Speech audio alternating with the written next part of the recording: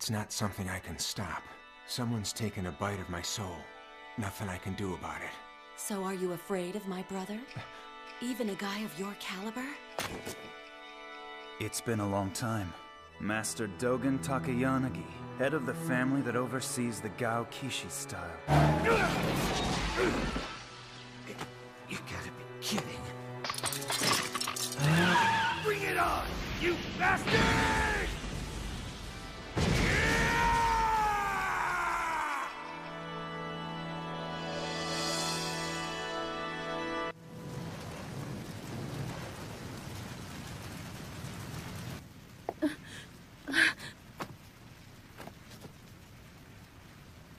Kanina, akala ko may oras pa para magpahinga, pero hindi na pala pwedeng patagalin to. Kaya tapusin na natin to. Dalhin mo na ako kung nasa si Shin. Teka, huwag mo sabihing lalaban ka pa. Ikaw bala. Pero ubos na ang pasensya ko sa'yo.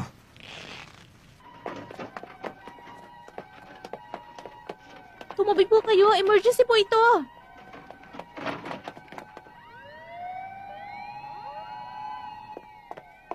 Mitsumi, sabihin mo sa akin, ano nangyari? Hindi ko alam. Hindi ko nakita.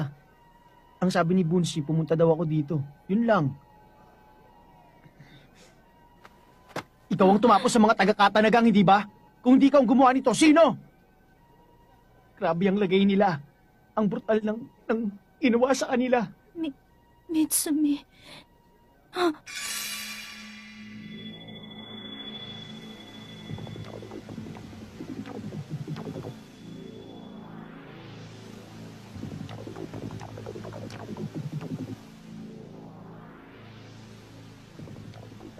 Maya.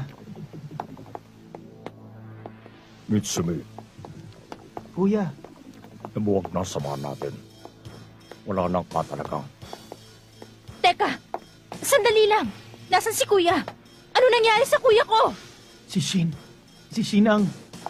Imposible! Hindi na ako makikipag-usap sa inyo. Simula sa araw na ito, ayoko na kayo makita muli.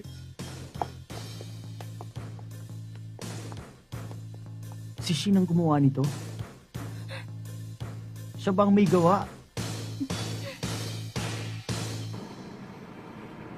Pampira naman, walang pasero ngayon ah. Mukhang mag-aabonan na naman ako nito para sa gasolina. Oh. Ayos, may pasero na rin. Oh, ano na naman ito?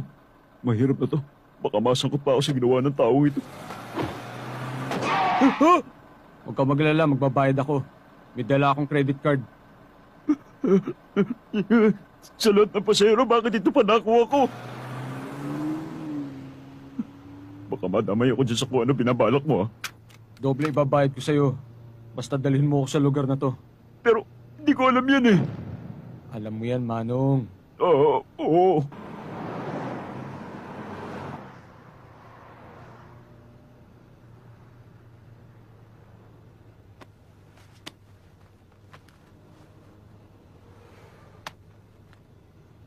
Optical ID.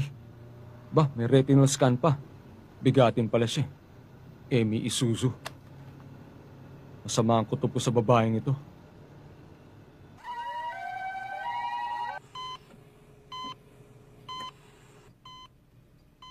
Bakit kaya? Bakit kaya ginawa ni Shin ang bagay na to? Kasalanan ko to. Ang gusto ko, samahan mo ako habang buhay. Sobra na siya. Ako ang pipigil sa kapatid ko. Teka! Teka, sandali!